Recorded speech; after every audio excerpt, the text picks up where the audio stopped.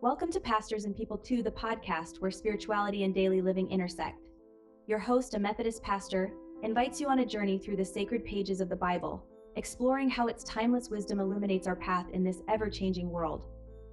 Each week, we'll delve into scripture, share stories of inspiration, and reflect on current events through the lens of faith. Whether you're seeking guidance, inspiration, or simply a moment of peace in your busy day, join us as we discover together how the divine can transform the ordinary into the extraordinary. So grab a cup of coffee, settle in, and let's start the conversation. This is Pastors and People 2, where every story matters and every voice is heard. Welcome aboard. Welcome to Pastors and People 2. I am Pastor Charlene Thomas. I am a United Methodist pastor serving in Tiffin and Seneca County. So we are in Ohio. And welcome. This is my husband, David Thomas. He is my partner in life, but also my partner in ministry. And he is the bad decision maker who thought this was a good idea that we Yep. should do this. But Yep. thank you to everyone who's listening. We've gotten some really positive feedback. Yes, we have. And people are getting a different glimpse, I think, into me as a pastor, me as a person, into our relationship and our dynamic and what it means to pastor as a couple, even though you're not called into ministry. Right. I'm not called into ministry, but I feel that we are a ministry team For sure. that I've just kind of jumped into with both feet. Mhm. And as soon as you got called, I was fully supportive. Yeah, and that's worked out. And I consider Dominic a ministry partner too, my son. Absolutely. So welcome to Pastors and People 2. And I want to thank everybody for all the feedback. It has been great. We've gotten some great feedback. We're going to make some changes as we get the feedback. You know, it's very helpful as somebody listening to it or watching it can kind of give us like, hey, this was distracting, Right. or you didn't hear you enough. Dave. Yeah, heard that a lot. So I hopefully don't know y'all whether can hear to me be now. offended by that. I think everybody just said I am loud. I don't think so. I think I so. think Iowa's quiet. That I know that not to be the case. So I know that's not the truth at No, all. that's not the Yeah. okay. How are you? I'm good. Yeah. Good. Yeah. It's been an exciting week. Been very busy week. Yeah. So we spent a lot of time a couple weeks ago talking about appointment season in the United Methodist Church and how we serve at the bishop's appointment. And we talked about how that feels as a pastor, how that feels as a pastor's family, how your experiences with that as a pastor's kid. And so that And we talked about what it feels like when you get a call. Right. And I didn't. So, but we are going to have a pastoral change in our parish. Those of you that may not know, I serve in the East Ohio Conference of the United Methodist Church. I serve on a pastoral team of 2 pastors that serve 5 churches in Seneca and Wyandotte County in Ohio. And we cover about 30 miles if you go from one end of our parish to the other. And so in the United Methodist system, we do have a process where there is a lot of conversation between the churches, the pastors, and the district, and are then on to our conference. And so we talked about getting the call, and I did not get a call to change my pastoral position or my pastorate, but my co-pastor requested a move and was granted that move through our system. And so she, in July, that's our year goes July to July. And so come July 1st, she will be moving on and serving a different church in our East Ohio Conference. And she goes with our well wishes and blessing for prosperous ministry in her new setting. But it's like a little mini earthquake. Sure it is. It's Yeah. because, you know, a lot of potential changes. Mm-hmm.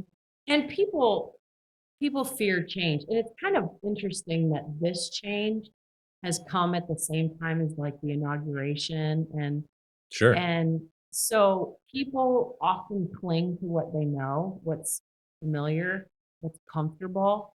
And God rarely calls us to what's comfortable because generally we have already thought of something that we're real comfortable with. And God calls us a lot into places where we're uncomfortable.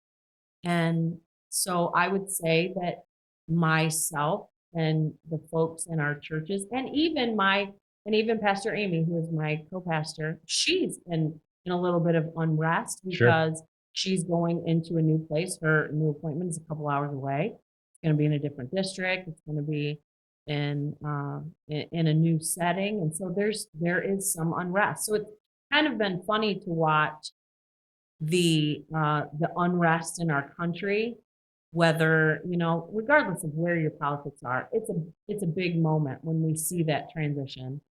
And then to kind of walk my own journey, because I've been in team ministry with Amy for the majority of my pastorate. Yeah, So you didn't start with her. You started with somebody else at Republic, and then was a couple years, well, and what's then funny though is Amy and I started before we were called into that's ministry. very true. Yeah, We actually were part of a praise and worship band when we were discerning our call into ministry. And so we were in ministry together before we were in set aside pastoral ministry. And that's something that people need to understand, at least our belief in the United Methodist Church is we are all ministers of the gospel. And we are all ordained into whatever role we are. Like you are an ordained tool and die maker. right. And Yeah, so you're supposed to exhibit your faith and your integrity in what you do. We are all ministers. right. Some of us are called to set apart ministry, and that means we're called to career ministry. But we're all ministers of the gospel. So Amy and I have served in some sort of ministry for as long as we've known each other, because we served as lay persons or laity in our church. We were in the band. We were on different committees and stuff together. So yeah, so I've done ministry with her for 15 years. Yeah, I didn't think about that, but yeah, it has been Mhm. a long time. Mhm. Actually, you guys have known each other, Yeah. and through different jobs too, because It's a weird you guys story. were in the band, and then she was a teacher, Mhm. and then you went and started working at the same school. So it's been all over the place. And then you went into ministry together. And our kids were friends for a Yeah, season. It's been a very intertwined story. And sure. sometimes that's been really good. And other times it's been really tough because so much of our lives were done together and we're very different people. And so how we have lived that out. And so, but it's bittersweet. I am happy for her. I hope that where she goes, she has prosperous ministry. Absolutely. That is always our prayer for all of our clergy brothers and sisters and my friends who are serving in ministry, and even laity that are serving in ministry. But it's bittersweet, and there's been some big feelings.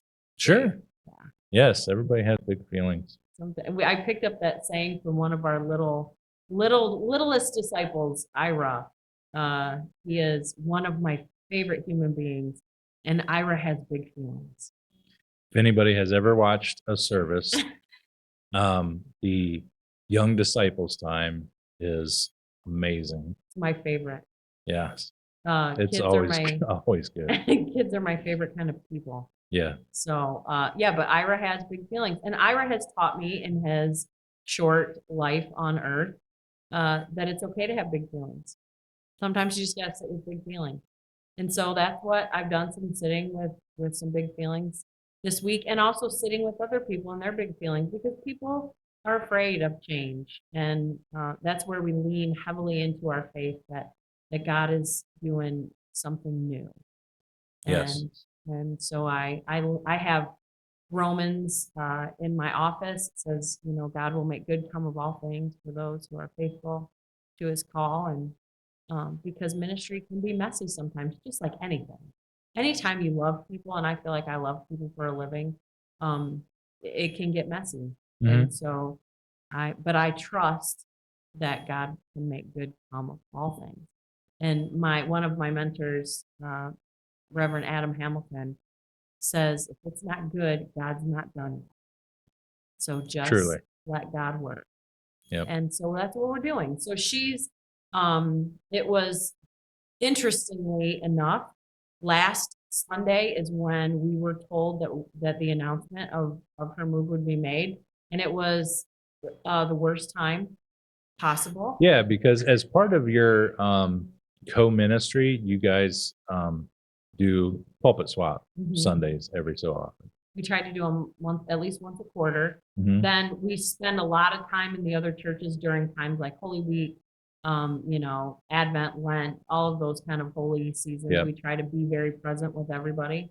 And your pulpit swaps are planned well in Mm-hmm. advance, and so are your sermons usually. And it just happened that the announcement was made on Pulpit Swap Sunday. Yeah. So you were not in your home churches. I was not in my 2 churches where I'm the lead pastor, and she was not in her 3 churches where this was going to be announced. And in our system, the way that it's set up, one of the lay leaders steps forward and representing the board makes the announcement. And so I just tried to come down out of the pulpit and on the floor and just talk with folks because that's just I think the best way when we're having big feelings. That's the best way to do it. And so I talked with folks and That's part of there's walking with people through things, I think. I think so. And I told my folks because even though I'm not lead over there, they're still my people. And I said, I've sat in these pews a lot longer than I've stood in that pulpit. And so I've been through this. This is the worst part of being a United Methodist. Sure. It's the hardest part, but I think it's also really, really important. And that's hard to say as someone who is open to the itinerant call. It's hard to know that you're going to love people and then you're going to be called to leave them. But I think it's important. I love how creative God is, and I love people. I love our differences. I love different opinions. I love it when we argue about the word, like when we're digging in and when people have opposing ideas and not opposing in a bad way, but different understandings, different interpretations of things. And so I think as hard as the movement of pastors is, I think it's also really vital because so much work happens when you're going to receive a new pastor. It seems like people come out of their comfort zone and you start thinking about your church and okay, what do we really want to do and what do we have right now? What do we want to have? What is our vision? And it's hard to maintain that when the same people are in the same positions. Sure, you kind of get comfortable And in you what kind you're of doing. do the thing you're doing, and if it's working, okay, and if it's not, you might toss about some things. But sometimes we'll even settle for something that's not working because it's what we know and it's what we've done. And I don't even think people are really aware that it happens. But that's why, and as much as we focus on pastors moving, our committees in the United Methodist Church are supposed to be cycling people through. We're supposed to have different classes where people will serve for a number of years and then come off and take a break because there is beauty in the diversity of God's people. And so we want everyone to have a seat at the table. We want everyone to have a voice. We want everyone to be able to come into a place where they can talk about, look, this is my church too. And here's what I think this community needs. And here's how I think we can be the church in this time. And so as much as we talk about pastors moving, the laity, there's a flow to lay leadership in our churches too. And everybody has different talents. And I think where you may not be comfortable expressing your talent or wanting to use your talent with one pastor, a new pastor may come in and you feel more comfortable, more connected maybe. Sure. And then you find your footing, I guess.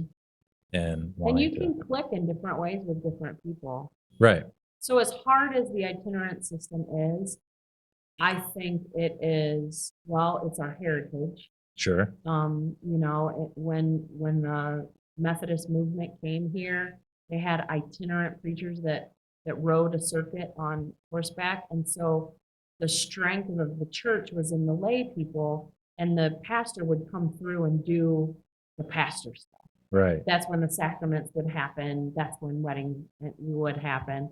But for the most part, the church is the people. Right. And if it gets too centered around the pastor and what the pastor, the vision the pastor has, then we can kind of lose some of that movement in the community. So it's hard. And this week has been hard, and it's been scary.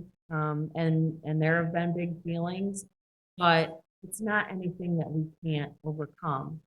And what's especially hard in this instance, in the 5 points, is that we are doing a lot of really cool stuff. All the churches are. Every single one of our 5 churches is doing something that we could, write down on the report, like, look at this. But each of the churches has something really cool that's going on. And so there's a lot of forward momentum, and that makes change even scarier. Yeah. Because we automatically assume that the change is going to be bad. Right. It's going to be bad. And it's so funny. Dominic is a what if guy, what if kind of guy. And if something's happening, well, Mom, what if this happens? And I've kind of tried to get into the habit of saying, what if it works out? Right. Yeah. What if it gets better? And he gets so frustrated because I think I would too. Should I start doing that too? No. When we play the what if game, we never go, what if it gets better? Right. What if this new person comes with this exciting new idea? Or what if, they have this, what if they click with our lay people, and they've got this great energy, and we automatically go, what if it all falls apart? Right. And even I did that and do that. So don't think that I'm sharing anything that I don't do myself. I'm not sitting in judgment of anything, because I have been a what if game player. And I guess I'm just inviting people to stop and myself to stop and say, well, what if it's better? What if it's better? And you have to remember too that every pastor is different.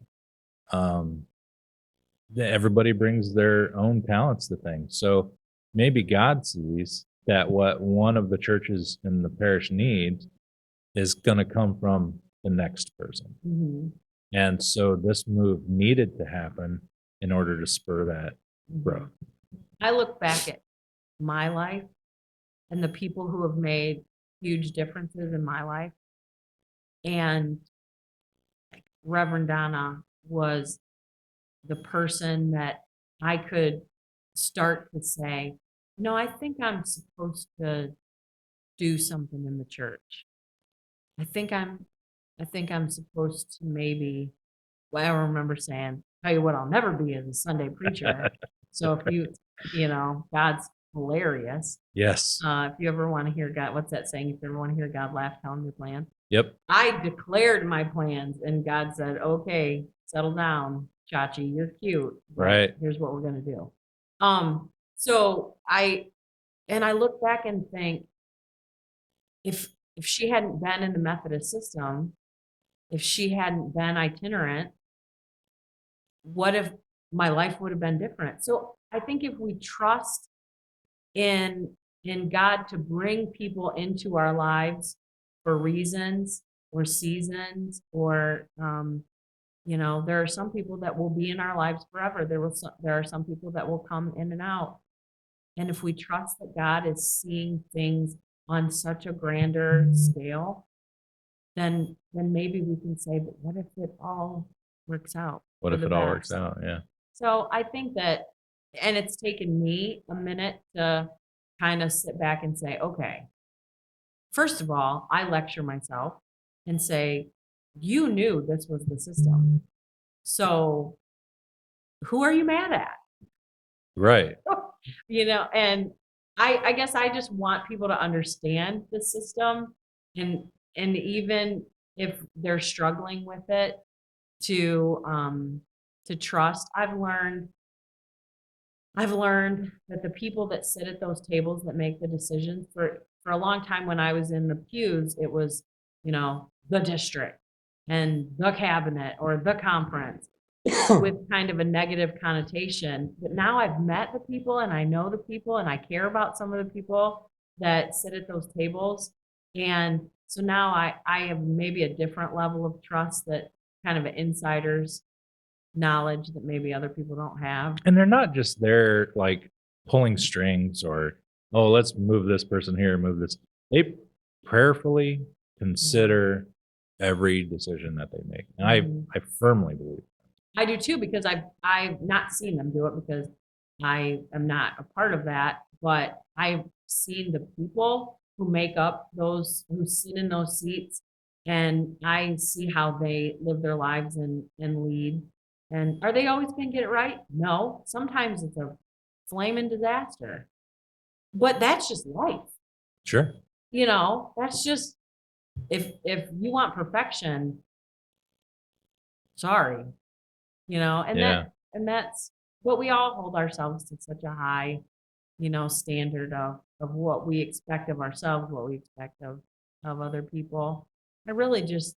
I believe they're doing the very best that they can. Absolutely. Yeah, I really And truly do. taking in everything in Mhm. consideration, because they have a lot of meetings that they go to. They talk to the churches, they talk to the pastors, and they're just trying to make the best decision for everybody. Mhm. They really are. They really are. And it was when we found out, and then I asked you what the topic of your sermon was going to be. Um, I I think it's kind of what we call those God wink little things. Um, that your sermon topic was division. So, fun fact, insider's information. On Pulpit Swap Sundays, often I will pull something that I have done in the other churches and the other pulpits, and I will rework it for the new, for the other three churches that haven't heard it. And that's what I did. I pulled something from September, Right. but all of my supporting liturgy and hymns and stuff, that was all, it was like, it is well with my soul. And talking about trusting in God and uniting for the gospel. And so I remember midway through one of those services just thinking, oh Lord, you know, Yeah. thank you. First of all, thank you for providing me with the right words for today. And it was difficult and different in each church, because I had my typical sermon, which sits around 2,200 words. And then I knew I was going to have to go down and kind of have these moments with them where people could talk to me and ask questions and have their big feelings. So I thought, uh-oh. And I didn't know until just like a day before that, okay, this is happening tomorrow. So Right. now I'm looking at this 20-minute, 17-minute sermon and thinking, how am I going to make all this happen? Especially in that church that's in the middle, Yeah. because I get there and they've already started and I have to leave right away at the end. So there was a little jockeying. So how different was the sermon from place to place? Oh, it was very different because the longest one was at the first church, and very good, very I thought it was definitely on point. And then um the middle church was the shortest, obviously. But I thought you still had the meaning behind the message. You still had all of the, I don't want to say talking points, but that's kind of Just kind of the meat. the meat of it. Yeah. Mhm. And then the That was my person, hope. yeah, the person who was making the announcement there, which happened right after your sermon, actually stood up and said very timely words and thanked you for those. Which, yeah, very timely words. And then the last one, By the last one, I was ready to take the iPad and just chuck it out the window just and go, chuck it out the window. let's just do this. Yes. And You still had the meat of it there, and but it was still very different, Yeah.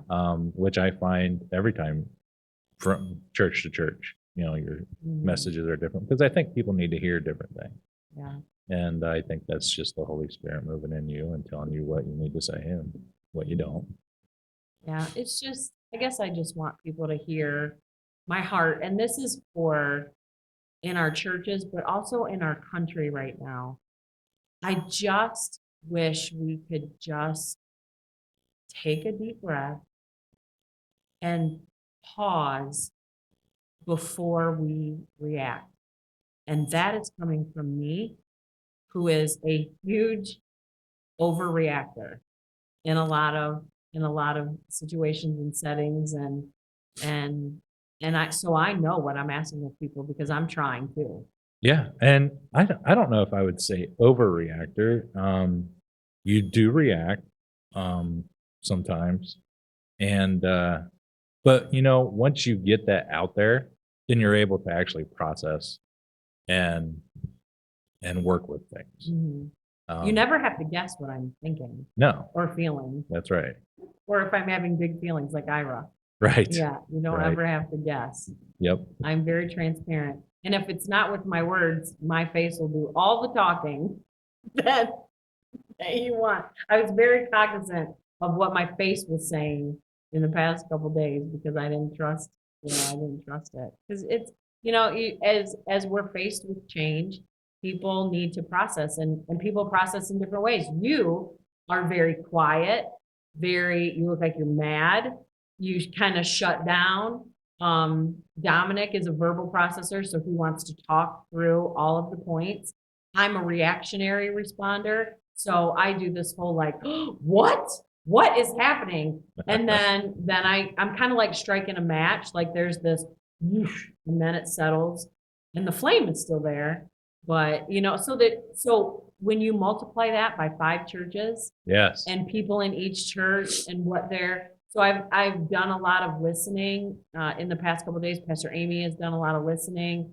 Our district superintendent has done a lot of listening, and all that is completely typical. Mhm. So I've been very cognizant of not to react to other people's reactions, and I've tried very hard to do that.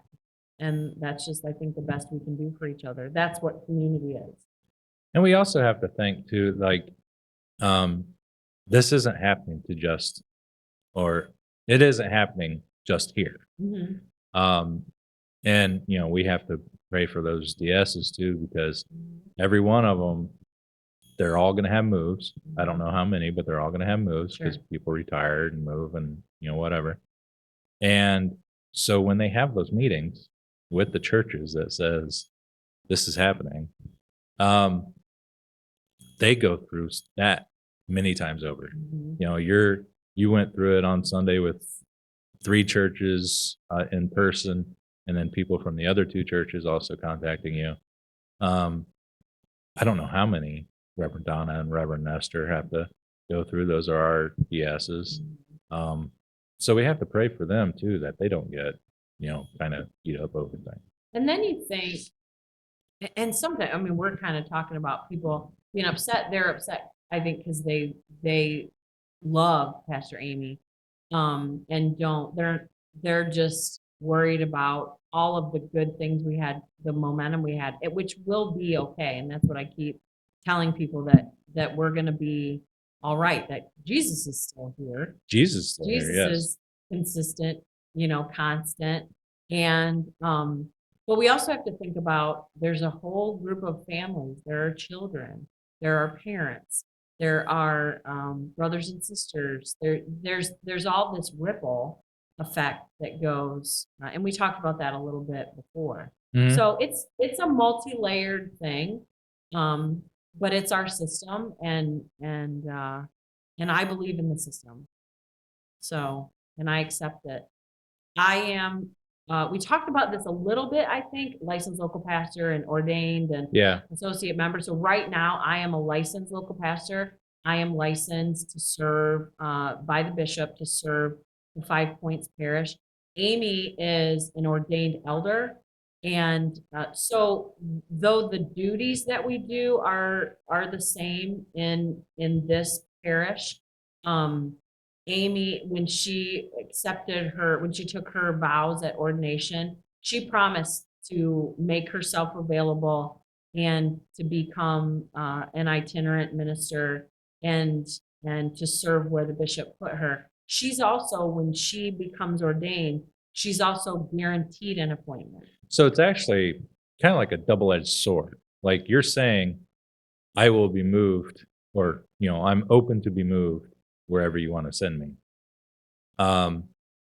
And she's guaranteed something, but that guarantee could mean you're moving to Portsmouth, Ohio. Right. That's just part of the deal. And we go into that with our eyes wide open. As a licensed local pastor, I'm not guaranteed an appointment. So if they come to me and they say, we'd like you to go to Portsmouth, Ohio, which they can ask me that. Sure. I am itinerant. I can say, I don't want to go to Portsmouth, Ohio. And they can then say, well, then we don't have a spot for you right now. Yeah, because you're not guaranteed anything I'm not year to year. guaranteed an appointment. So when I finish my education, I would like to go forward. I'm looking at what's called associate membership, and what it really boils down to is different educational backgrounds and statuses. So I'm once I become an associate member, if God willing, I do that, then I will be guaranteed an appointment. And they do consider your life circumstance. If you have a young person who's a senior in high school, they will hesitate. I mean, they're not cruel. Right. The appointments are not intended to be harmful at all. And they take that stuff and they also look at what you have to offer and what the church says on their profile what their mission is, and they try to marry the two to make a good match. And if they don't, then the next year you're going to have a pastor coming back and go, this is a missional mismatch, or you're going to have a church calling the DS and going, what'd you send that guy here for? He doesn't, have any of the same ideas that we do. And so then once again, it starts those conversations. So it makes no sense for them to make an intentional mismatch. Right. And that to me speaks again to, I really trust that they're trying to do this in an intentional and effective way, because it just creates chaos for them as well if there's a mismatch. So I guess it's a good thing that there's some big feelings, because that means that people are really connected and things are going really well. But I told my folks that I think a couple of them said, who would do this job? And I want to say, first of all, well, I do. And so am I crazy? A little bit. But there's so much momentum, and we're doing such really cool stuff. And as a pastor, if they call someone and they say, look, we're looking at 5 points, and they look at our profiles and we've got this mission going on and this going on and this going on and this going on, it's exciting. It is exciting. Yeah. Because you're thinking, okay, if I go to this appointment, it's going to be like jumping in a river that's got a really strong current.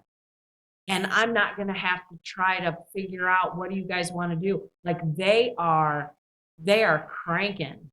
They've got missional ideas. They're making things move. I'm super proud of our leadership, our church folks. I mean, they will get an idea and they run forward with it. And Absolutely. sometimes I'm like, wait a minute. Wait, are we like ready, fire, aim? Let's say, because I'm very linear in my thinking. And some of these guys will just be like, oh, that was a great idea. Let's do that. I already called somebody and I go, oh, wait a minute. Yeah. So that's exciting. It is exciting for a pastor, because your people are moving forward and are taking the word with them and they're living being into the it. church. They're being the church. They're being the church. They're not going to church. They are the church. And they get it. And that's a pastor's dream. Yeah. And so when somebody said, who would come do this? I'm glad I'm doing it. And somebody will be excited to come do this. Is it exhausting? Absolutely. Is it tiring? Are there some days that I'm like, Yeah. my mom will say, are you glad you do this? And I'll say, ask me tomorrow. Don't ask me today, but ask me tomorrow. But that also reminds me, I think it happened at licensing school where you had somebody say, if you can do something else, do it. That was my first assigned mentor, Reverend Doug Winter, who I love and who helped form me as a pastor. And you have to understand, I went into licensing school. I was ready to save the world for Jesus. One soul at a time. I was going to get them all and drag them to Christ's feet. Yep. And he looked at us on the first night in a session and he said, I just want to tell you right now, if you can do something else, go do it. Because the only way you're going to be able to do this is if you can't do anything else. If you try other things and your soul is unsettled, if you have this burning desire in you to do this, that's the only way you're going to survive in ministry. That's the only way you're going to maintain and do this. And I have found that to be true. I can't do anything else. I tried. Mm-hmm. I can't do anything else. And even on the bad days when I say, don't ask me today, it's not that I'm saying I don't want to do this. It's saying, just don't ask me today. Right. Yeah. But I'll be back in tomorrow. Sure. Because I wake up thinking about it. Yeah. In the middle of the night, you'll wake up. Mhm. You wake up a lot in the middle of the I night. do. And from the time you wake up to the time that you sleep, I mean, your ministry. Yeah. Yeah. So I can't do anything else. right. You can't. And they're going to send someone here who can't do anything else. Right. And we're going to make it work. You're gonna make it work. It's going to be okay. Yep. So in our we've talked a lot about that Yeah. and your message and stuff. Which was very timely. So in our what in the world What in the world is segment, going on? what in the world? What in the world? That's what every time social media, I'll look at it and go, what in the world? Yeah. Or the news but I think it dovetails into just what we've been talking about. And, we're recording this on Wednesday and there's been all this, reporting about government funding, spend downs and freezes and all that stuff. And I listened to, again, in my mild TikTok addiction, I follow a channel called My Autistic Husband. And Oh, he's funny. he's funny. And I don't think he follow it. knows that he's that funny, No. but he's funny. I follow it because he talks about being autistic in a neurotypical world or being neurodivergent. And he's very insightful. But he had a word for me today that changed how I am going to approach my life. It's one of those kind of watershed moments. And it speaks into what's happening in my churches right now. It speaks into what's happening in the world right now. And he talked about the fact that he went to Tanzania in like 2010, and he went there. He is a theater production person. I don't know exactly what he does. I don't know if he's a playwright or if he's just a director or production. I don't know. But he went to Tanzania with the idea that he would listen to their stories in order to bring something back to produce a theater production. And he heard the story of a woman who lost her baby in childbirth because they didn't have a hospital.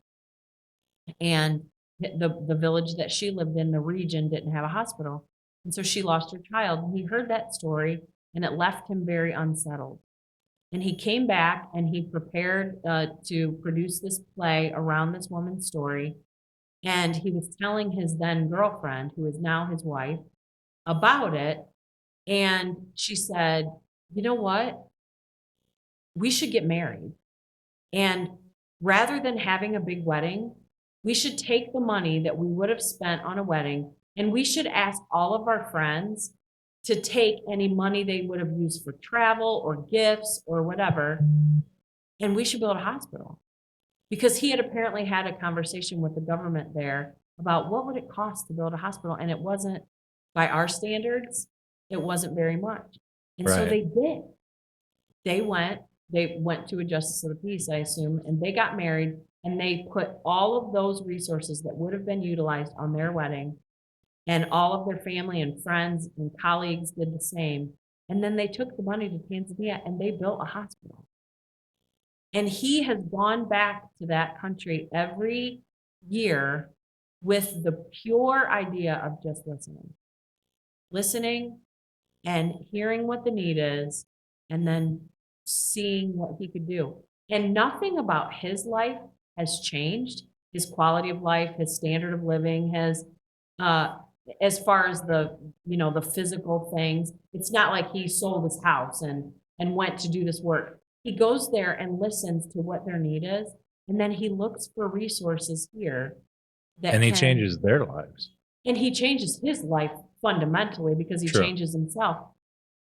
But today, I was, during this 24 hours that we've been hearing about this government spending freeze, I've been seeing people lament on Facebook and on social media, and they're talking about, oh, people will go hungry and people will go without this and they'll go without that and I thought, what if we stop talking and stop reacting? And what if we start listening to our neighbors? Mhm. And what if we just say, what if we wait and see where things change? And we listen to our neighbors and then we look at the resources we have. If I found out someone in my neighborhood was on some sort of assistance and didn't have food, I could go to my pantry Sure. and I could load up a grocery bag full of food from my fridge and my pantry, and I probably wouldn't notice a difference in my standard of living.